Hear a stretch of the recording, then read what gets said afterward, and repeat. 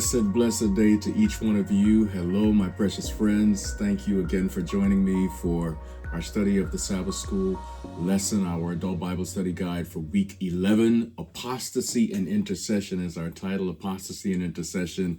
It is a difficult subject this week, but it also shows us the amazing grace of God. God's people sometimes go astray, and he comes in search of us. God reconciles us. And we'll see that today. Intercession will be a part of this study. The importance of interceding, not just for ourselves, but for others when we fall into trouble. All right, let's look at our memory scripture for today. Then Moses returned to the Lord and said, "Oh, these people have committed a great sin and have made for themselves a god of gold.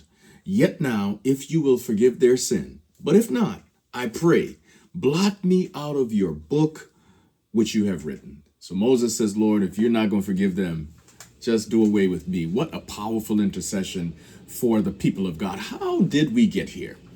How did we get to the point where the people make an image of fashion a golden calf and worship it and even declare it to be their God? You know, Moses had gone up to see God only for 40 days and 40 nights. And in those 40 days, the people absolutely come apart. They lose their way. They don't understand what's going on. They become fearful. The mighty acts of God in their behalf are totally forgotten. Was their understanding clouded? Were thus their sinful desires overshadowing them? How did they become so preoccupied with what they wanted that they could so quickly forget God? That's our study for this week. And in Sunday's study, Failed Leadership, we see a picture of a leader who had the opportunity to stop all of the craziness that was about to happen.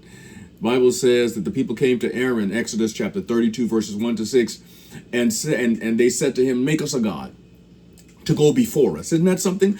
They had a pillar of fire by night and a cloud by day that went before them, that overshadowed them. They now say, "Give us a god that can go before us."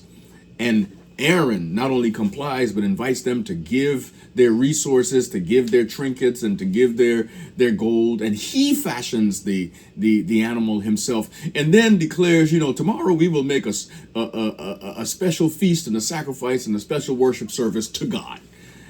By that time, it's a little late, Aaron. The people are already, in their mind, fashioning a god of their own making. They're hearkening back, remember, to what they knew in Egypt. In fact, the fact that that he fashioned a calf reminds us of some of the gods that they had back in Egypt that were cattle. So Aaron is fulfilling the desires of a mixed multitude. That is, there's a mixed multitude that comes out of Egypt. Everybody is not fully converted, right? There are faithful people there, but everyone is not on the same page. In fact, Ellen White makes the point that in this moment, Aaron fails, that he is weak and that he does not stand up for what is right, even though he could have. She says that the tumult increased. A blind, unreasoning frenzy seemed to take possession of the multitude. There were some who remained true to the covenant, but the greater part of the people were into apostasy. It's our study for today. Aaron's failed leadership teaches us a lot of lessons about how to stand in times of crisis for God.